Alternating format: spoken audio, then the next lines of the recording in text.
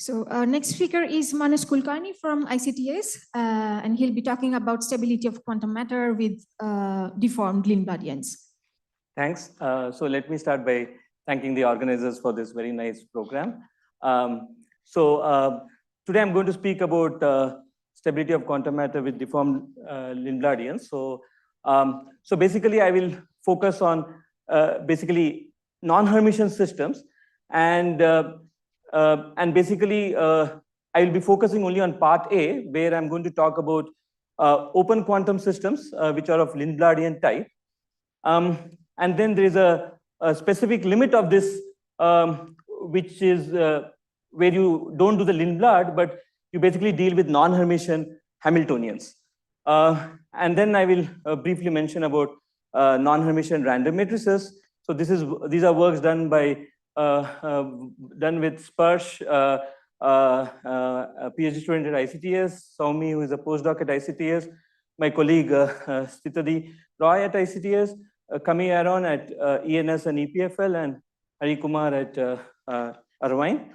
So let me basically, before I sort of discuss these things, I'll just basically set the stage. This audience doesn't need an introduction about this, but when we have just real numbers, real eigenvalues, three common quantities of interest are level spacing statistics, adjacent gap ratio, and spectral form factor. So it's useful to compute these three things when you have real numbers, and it gives you an idea whether the system is correlated or uncorrelated. When it comes to complex numbers, because I'm going to discuss non-Hermitian systems, so you often have eigenvalues in the complex plane, these notions, these quantities can be somewhat generalized by calculating something called level spacing statistics, which is minimum distance of eigenvalues on the complex plane. And you can also define complex spacing ratios, which are basically ratios of nearest neighbor minus the distance between the nearest neighbor and the distance between the next nearest neighbor. So the numerator and denominator is complex, and you can write it as r e to the I theta. And then there is a generalized version of dissipative form factor, which is also a nice probe to just analyze these complex numbers. And how these things look when you have correlated numbers is in this way. So if you just have random matrix, Hermitian random matrix theory, you have this P of S, which has this level repulsion, and then you have this P of R, where R is the adjacent gap ratio, and the spectral form factor has this ramp, which is characteristic of Hermitian random matrix theory. So similarly, if you have non-Hermitian random matrices, this is just a sample example, then you basically know the level spacing statistics the way it is defined here. You know the behavior is usually S cube. This kind of complex spacing ratios are also have nice asymmetric characters. Okay, so if it is a random matrix theory, you have this kind of asymmetric character to this.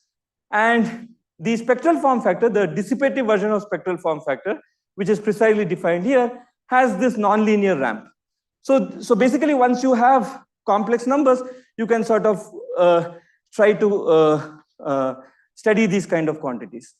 Obviously, I sort of left out the density of states, because density of states doesn't tell us much, especially in these kind of contests. You can have, for example, for the Juniper ensemble, the density of states is just a disk of size square root of n, but then you can have uncorrelated numbers also as a disk of square root of n. So just by looking at density of states, it is not possible to say much. And this is, yeah. Absolutely. So if you have like 100 complex numbers, each one has a nearest this thing. You take the distance and then do it for everything. No, the nearest neighbor in the complex plane. So you just search for it. Okay, yeah. Okay, so how do uncorrelated numbers look? So for example, if you have real numbers, you have this Poisson e to the minus s, and you have random matrix, which is like this. And if it is complex numbers, if you have uncorrelated numbers, you have S, and if you have correlated numbers coming from random matrix theory, you have S cube. So these are some different class of non-Hermitian random matrices, but the important point is that you can quickly tell whether the numbers are correlated or uncorrelated by looking at these basic diagnostics. So, so now I'll just go to the system of the part A of the talk, where we are using this specific model, but I'm going to describe the formalism. So we study hardcore bosons with intersite interaction and some disorder. So you have, and then you have hopping. And then you have some gain loss terms here. And we are going to study a slightly deformed version of the Liouvillean, which I will discuss. But if you put zeta equal to 1, it is your standard Linbladian that was discussed yesterday and so on. And if you put zeta equal to 0, typically these things can be absorbed back into the Hamiltonian to give the non-Hermitian Hamiltonian. So zeta equal to 0 and zeta equal to 1 are very commonly studied. And these are sort of alternate gain loss systems, okay? So these are hardcore bosons. So this is the standard Linbladian if zeta is equal to 1, okay? And if zeta equal to 0, I said that you can remove this term and this can be absorbed. And this is typically the effective non-Hermitian Hamiltonians that you see in literature. So there is a big class of community which studies this, and this sometimes they're not very connected communities, but it is quite interesting to sort of study each one separately and so on. So this is the special limits of zeta. So now before I just motivate zeta 9, yeah. Sorry, is there any questions? Okay. So now I'm going to just, before I just motivate zeta different from 1 or 0, I'm just going to recap some quantum trajectory interpretation of Linbladian. So this is the Lindblad equation. This is what we call Liouvillean. And you can sort of start with a statistical mixture of pure states in this form. And at any time t, you can write the density matrix evolution in this form, and you can sort of split the Liouvillean into this kind of quantum jump contribution, and this L0, which is basically contains the unitary and the non-Hermitian contribution. Okay, so you can split it this way, and basically you can sort of rewrite the time evolution in this form, which can further be written in this form here. But the important point I wanted to say is that basically you can sort of write it as sum over all sorts of quantum trajectories. So psi of t is like the conditional wave function at time t corresponding to a particular trajectory. Okay, so this is basically sort of you rewrite the evolution in terms of sequence of jump processes, and this is basically you are just rewriting the standard Lindbladian equation. Okay, so the zeta deformed Lindbladian basically amounts to putting some weight here, zeta. So if you put zeta equal to 1, you get the standard Lindbladian, and if you put zeta equal to 0, then you basically have this kind of fully non-Hermitian Hamiltonian. Yeah.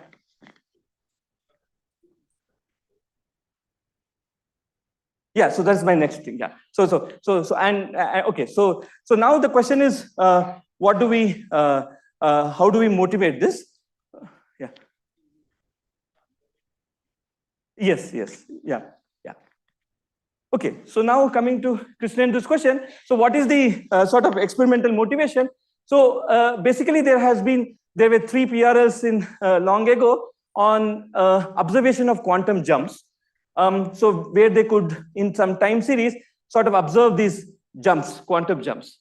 Okay, and the idea is that you observe these quantum jumps and then you take that measurement and discard it.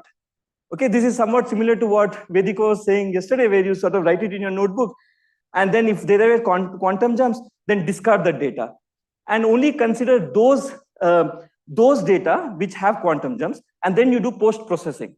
So this is called post-selection, and by doing that, you literally ignore the jump term, and then it's effectively like getting the non-Hermitian Hamiltonian. Yeah.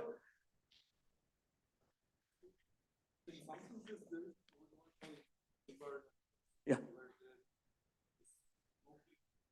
Absolutely. Yeah, this is no click. Yeah, so in fact, in my previous slide, I had no click written here. Yeah, no click. Yeah, yeah, yeah. Okay, so typically what happens is that if you actually do start from system and Bath coupling and do Born-Markov approximation and try to write a Linblad equation, the lamp shift can be absorbed into the Hamiltonian. So, but then there's also an imaginary piece that can be absorbed into the frequency of the Hamiltonian. So these two, I mean, these things can be absorbed into the Hamiltonian. Okay, so the lamp shift is just a shift, is the actual real shift, right? So I'm talking about an imaginary shift, so to say. Yeah. So it's very easy to work out. So you can take any of these systems. I'll show you. Yeah. So, okay.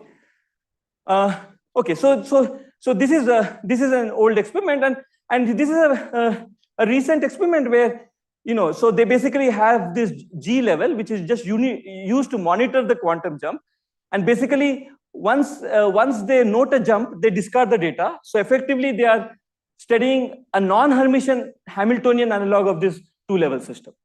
Okay, and they also have a facility in which they have some other processes where they don't monitor the jumps. So here, what happens is that in this experiment, they studied the role of quantum jumps. They could study what is the precise role of this particular quantum jump term in the Liouvillean. Okay, and then there are these very nice experiments where they could, you know, catch and reverse a quantum jump, and also basically they can keep a track of this jump, and then associated measurement they can discard. That's how they get the zeta equal to 0 limit. Okay, so but now for the deformed Linbladian, there is recently some sort of a proposal where you see in these kind of things you assume that your detector is perfect. So when there are jumps, the detector tells you that there were jumps. So you assume that the detector is perfect. But if you have an imperfect detector, there's always a chance that you have wrongly processed a data which actually you shouldn't have processed. So that is giving you this effective zeta term. So that is the idea of this proposal. So let me elaborate a little bit about this idea. So and it's I mean, it's even if you don't understand this, maybe I can explain later. But it's I'll try to sort of explain it here. So gain and loss events are monitored by realistic detectors. Post-selection consists of monitoring those trajectories with no jumps. So when you have no jump, you only take those trajectories. If you have an imperfect detector, there's an error in recording trajectories with jumps as trajectories with no jumps. So a slightly imperfect detector can actually take a data which had jumps and tell you that there were no jumps, and you might have just added that data to your list. Okay, so that is what is giving you this effective zeta. Okay, so one way of yeah.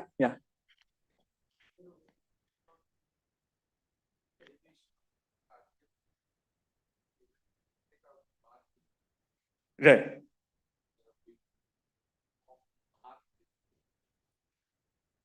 Okay, so that is not so easy, because once you actually, if you have a system and a bath and you do it very systematically, you typically will get zeta equal to 1 case, because it has to be trace preserving and so on. But there's a way to argue it as coming from 2 baths and so on, but it's not clear.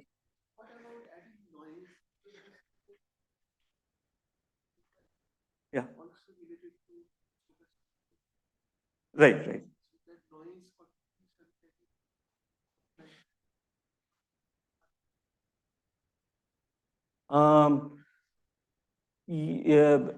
Yeah, probably once you have your deformed Linbladian and you write it again as a stochastic, I mean, if you write it as a Schrödinger equation probably, yeah, but I have to think about it. But yeah, it's not, yeah, so. Yeah. Yeah. Yeah. Yeah. Exactly. But yeah. Okay, so I think so. This I think best way to see it once is imagine you have a perfect detector, right? That means every trajectory it tells you with perfection. So once you have this kind of trajectory, you discard the data, and only when you have 0, 0, 0, you use the data. So that means you have studied zeta equal to 0 case. Now imagine you have a completely faulty detector. That means that even if you have some jumps, it always tells you that there were no jumps. So you basically use everything, right? And that is like zeta equal to 1. And this one you can think of it as some intermediate one. There are cases where there were actually jumps, but it tells you that there were no jumps. Okay, so this gives you sort of, this is basically what happens when you have imperfect. Okay, so anyway, so this is the motivation, and it is quite it is likely to be quite relevant because if you have imperfections in your detector, you actually effectively have this kind of zeta. So now let me go to the results. So let's recall the Hamiltonian. The Hamiltonian was okay. So it's so yeah. So here is basically the sketch of the Hamiltonian. But so let me show you the results of this complex spacing ratios first. So in this complex spacing ratio, so this is zeta equal to 1. So by the way, I also wanted to insist that zeta equal to 1 is equally already very interesting, and that's probably the probably is what is going to be seen the most in the sense what is going to be studied theoretically the most. Zeta equal to 1. Yeah.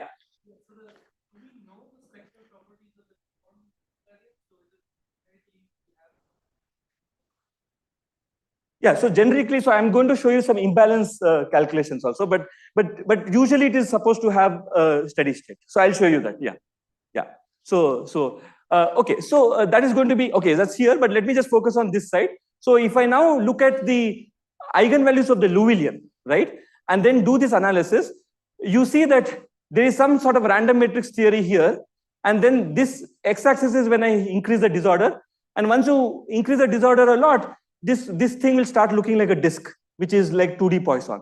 So, and this is how the zeta, if you change zeta, this is how the zeta affects the complex spacing ratio. And so let's look at the expectation value of R. So at zeta equal to 1, you see that there are, here the values are very close to random matrix theory, and these are close to 2D Poisson. So this is, and once zeta is slightly less than 1, you see that there's a slight curve here, which means that if you remove quantum jumps, it actually promotes localization.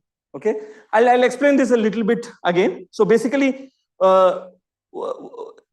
having more zeta is like having more quantum jumps, and that is usually trying to tend towards going to random matrix theory. Okay, so this is the thing. And now question regarding having steady state. So this is basically we study imbalance. So basically this is just you alternatively populate the system and study the imbalance. And this is the zeta equal to 1 point, and you see and this is zeta equal to 0.2. So here you see that at high disorder your imbalance is finite for a very, very long time, at least as much as we, yeah. This one? Okay, so this, I mean, so this, is supposed to, we are not so sure. This is, I mean, probably if we could have done a slightly large system size, this would not be there. But what is finally expected is like a perfect disk. Yeah. Okay, so this is basically imbalance as a function of time, and this is the imbalance at steady state as a function of disorder strength. And you see that the standard Linbladian is here, and the deformed Linbladian is here. So deformed Linbladian is sort of slightly better in terms of imbalance. Okay, So, and here you can see that we have results from exact diagonalization and matrix product states, and at least for some for by even tripling the system size, we see somewhat same imbalance. Yeah.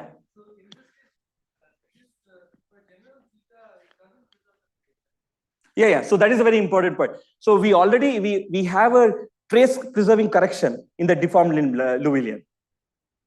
Okay. So just like if you have purely non-Hermitian Hamiltonian, each time you have to renormalize, right? So here what happens in the zeta deformed Linbladian, in the Liouville equation we have a trace correcting term. Oh no, I showed it. It's shown, but it was shown probably here. Sorry. Okay, so but this is again one of those things where we say that these kind of things, if you do post selection, yeah.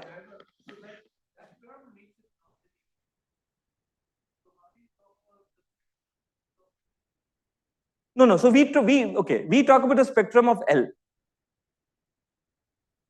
Okay, yeah, that's important. We talk about the spectrum of L.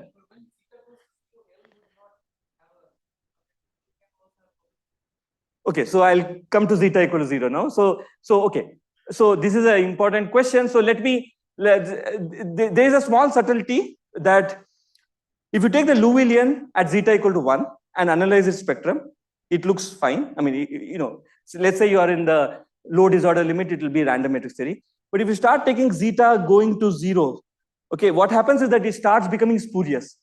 Okay, so the point is that zeta going to 0 limit of the Liouvillean makes it a little spurious. So it's not easy to go to zeta going to 0 limit from the Liouvillean side. So this is what we and in terms of dynamics, what we notice is that when zeta goes to 0, the time to reach steady state sort of scales with 1 over zeta. So the point is zeta going to 0 and zeta equal to 0 is not the same. So this is some subtle thing I wanted to say. Yeah. This is okay. So this is the time completed or time remaining? Remaining. Okay. So I think so I'll just end with some key remarks here. So one is that the isolated system and the fully non-Hermitian Hamiltonian has U1 symmetry. Okay, the fully non-Hermitian Hamiltonian and the isolated Hamiltonian, of course, has U1 symmetry, but the deformed Liouvillean has a weak U1 symmetry. And so this is something that is just a remark that one has to take care of this carefully and work in a particular Liouvillean sector. And reducing the number of quantum jumps just promotes localization. This is one claim, one comment that we wanted to make. And this is, I mean, this zeta deformed Linbladian, of course, we could apply to other platforms. So here we just wanted to work with some disordered system, but you can work with spin chains and James Cummings Hubbard and so on. So now let me just quickly discuss zeta equal to 0. Okay, so zeta equal to 0.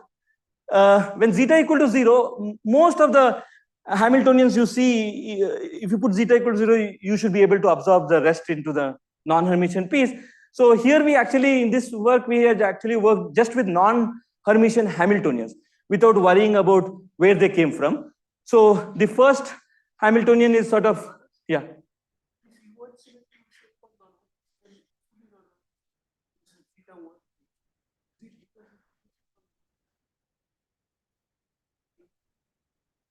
Yeah, so it depends on the jump operators. Okay, so that is one comment, but the one without the Lindblad has U1 symmetry. Okay, yeah. So yeah, that's very important to sort of analyze the symmetries, the weak symmetries of the Liouvillean before evaluating the spectrum. So here are some 3 models we worked on. I'm just going to show model 2 here. Model 1, I think Dibyendu was talking about this hopping non-hermiticity, but I'll just focus on this on-site non-hermiticity. So if you take part A of my talk, put zeta equal to 0, you will get exactly this. So this is, of course, the Hamiltonian. So it is somewhat easier than dealing with Liouvilleans. So here we can basically, this Hamiltonian has been studied, here, and you can see that the spectrum of this is the spectrum of eigenvalues. This is just eigenvalues on the complex plane. These are H low disorder and high disorder, so nothing special is happening with the spectrum. So unlike some other systems, it's not that there's no complex to real transition or something like that. Here is basically just complex both sides. But then if you actually do the level spacing, you see that there's random matrix theory, and then there is 2D Poisson. Okay, so and strictly speaking, one has to compare on the random matrix side. One has to compare with AI dagger non-Hermitian random matrix ensembles, because these are so you have to deal with the random matrices which are non-Hermitian but have transposition symmetry. So A equal to A transpose. So okay, so let me recap quickly what happens with random matrix theory. So these are the results. So if I plot rho of R, so recall that R and theta are here. You see that you see some nice structures for the AI dagger class. This is rho of R and this is rho of theta. So this is the reason why there is this shape. Okay, so this kind of asymmetric shape is because of this kind of feature. And for 2D Poisson, it is a perfect disk. So this is what, yeah. Yeah. Yeah. So H is the disorder, okay? H is the disorder, real disorder. And every alternate site, I have plus I gamma, minus I gamma, plus I gamma. Gamma remains same. Yeah. Okay, so it's just plus gamma, minus gamma. Okay, and this gamma is precisely the system path coupling of my. No, this is not pretty symmetric. No, it is the.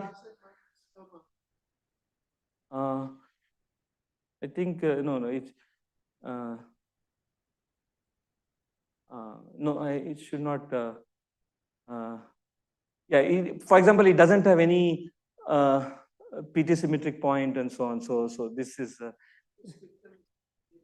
spectrum is never real. So there's an interacting Hatano-Nelson model with disorder, where you suddenly have this spectrum where spectrum becomes almost real. So okay, so this is just to recap. And okay, so now okay, let me just quickly show that for the on-site non-hermiticity, we see perfect agreement with AI dagger random matrix class. So let's look at just one point here. So this is the AI dagger result, and this is our data. So there's perfect agreement. And similarly, basically, this is exactly how this is the Hamiltonian, and you see this nice structure here. And at high disorder, it is Poisson.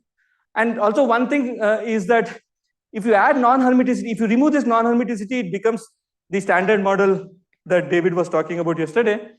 And it looks like when you add this kind of non-hermiticity, this, whatever this point, this transition point or whatever, at least it gets preponed.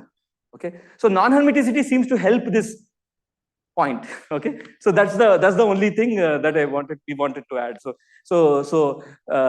But okay, so now okay, let me. Okay, so let me discuss this dissipative spectral form factor. This is a recently introduced quantity, and it has been sort of studied. There are some analytical expressions for non-Hermitian random matrix ensembles. So here you basically have a non-linear ramp instead of a linear ramp, and Poisson ensembles will look like this. And here we see that here we have to technically compare it with the AI dagger class. So we numerically computed the AI dagger class, and we see this kind of ramp in this non-Hermitian disordered system. Okay, so now yeah.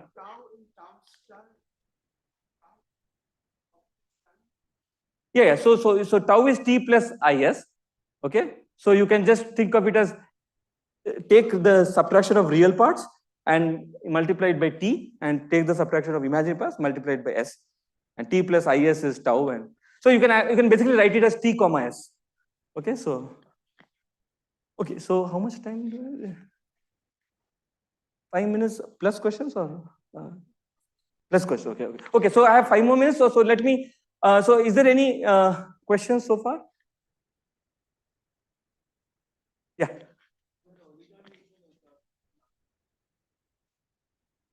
Sorry.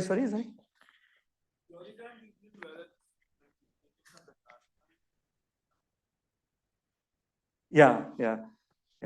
So that's the analog, and yeah. This is the universal part. This nonlinear ramp is the universal part. Yeah. Okay. So now the question is, so now I'm just for part C, I'm just going to deviate a little bit. So what about non-Hermitian random matrices that themselves have transitions? And in specific, what about eigenvectors of non-Hermitian systems? So this is the question that I'm going to discuss now. So suppose so let's forget Hamiltonians and Linbladians and everything. Just let's think of just non-Hermitian random matrices. So this is just to set the stage. If you have a non-Hermitian matrix, you have left and right eigenvectors. You have this bi-orthogonality condition, and these are non-zero. Okay, so things are a bit non-trivial for the non-Hermitian analog, and then the question is, what are the properties of such things when you have non-Hermitian random matrices? So in principle, let me just stick to one definition. So we studied this quantity O alpha beta. So this is a property of the eigenvectors. So O alpha beta is L alpha L beta times R beta R alpha. So this is the property of the eigenvector, and we basically studied this quantity. And for Hermitian matrices, this becomes trivial. O alpha beta is just delta alpha beta. Okay. So this has been studied for the Juniper random matrices. For Juniper random matrices, this has been studied, and you have this nice 1 over omega cube behavior in this quantity. Okay, so this is O alpha beta weighted by this Dirac delta function. So you basically compute this, and you have this 1 over omega cube behavior. So this is the standard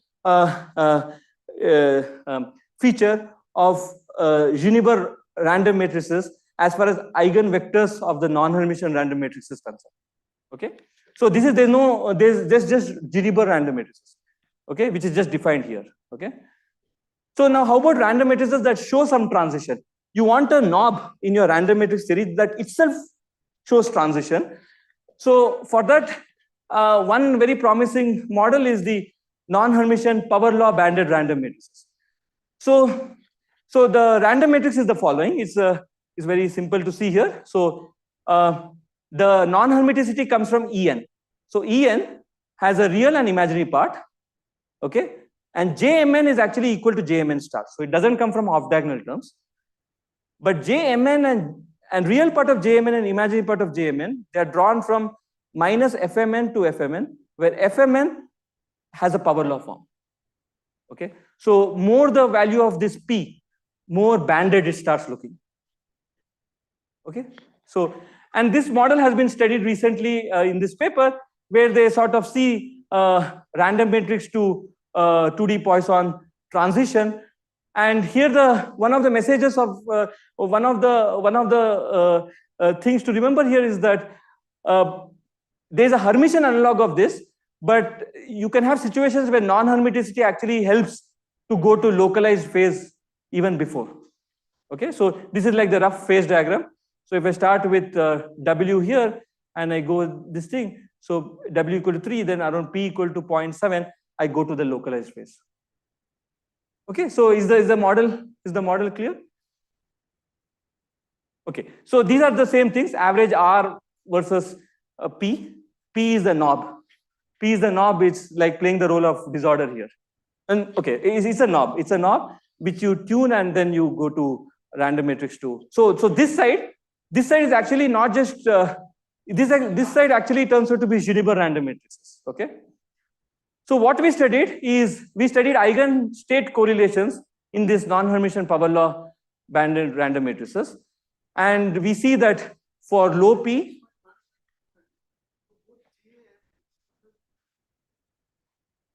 yeah, J and epsilon are complex, but J is equal to Jmn star is Jnm.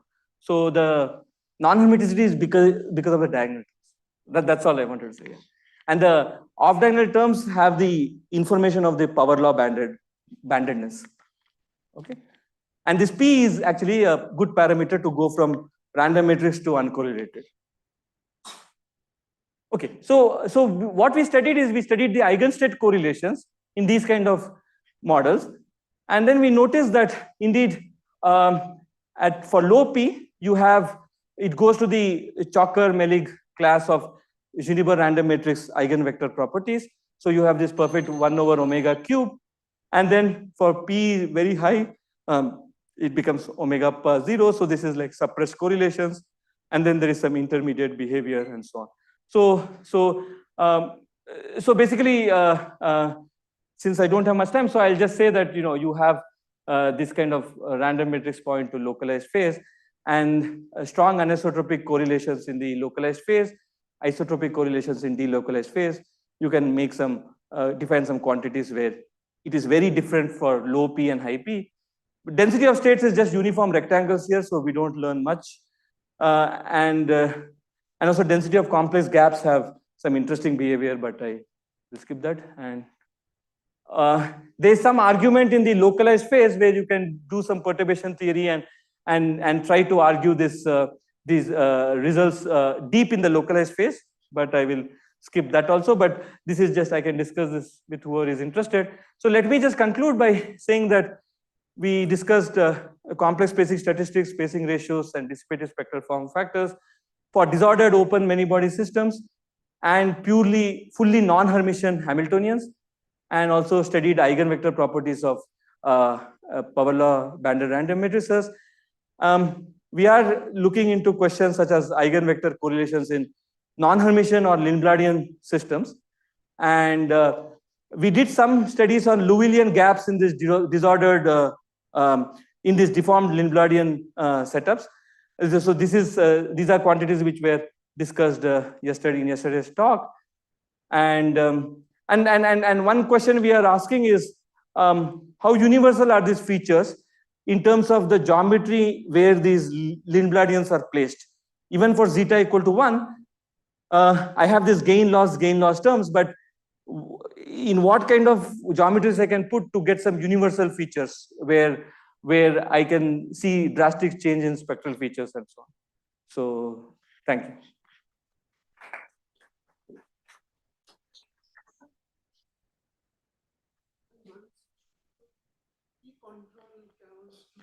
Yeah.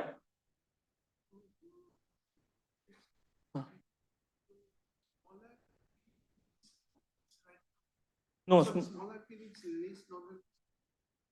it's always non-Hermitian, but smaller p means more like Juniper random matrix. It is more, if you want, more filled. Well, it's always filled, but very large p means it is more banded. Because you see, if you see this, if p is extremely large, right, then you see that it starts looking extremely banded. Okay, so but it is throughout non-Hermitian.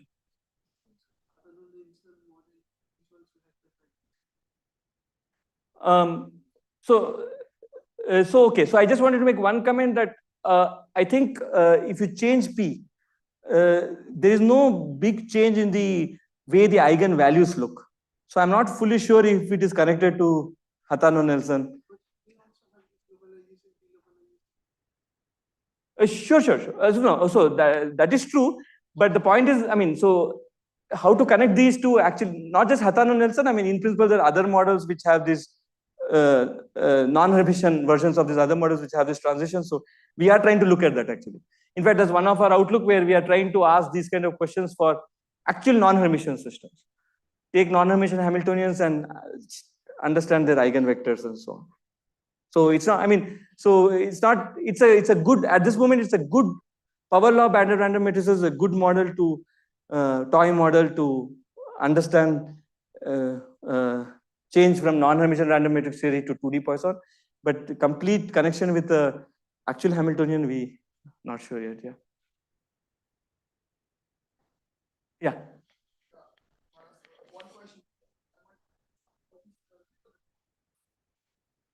Yeah. Yeah.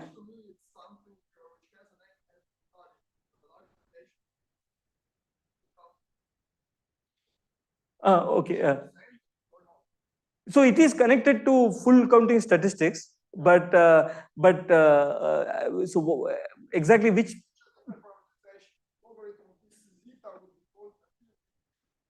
Yeah. Right. So yeah, so it is. I mean, it should be similar. Yeah, it should be similar. Yeah, but maybe we can discuss the precise thing. Yeah.